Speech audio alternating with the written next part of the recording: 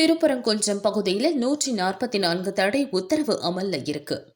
இதனால பழனி ஆண்டவர் கோவில் அடிவாரத்துல போலீஸ் ஃபுல்லா பேரிகேட் வச்சு ரோட்டை மறைச்சிட்டாங்க. அன்றாட இயல்பு வாழ்க்கை பாதிச்சதால பொதுமக்கள் கொந்தளிச்சிட்டாங்க.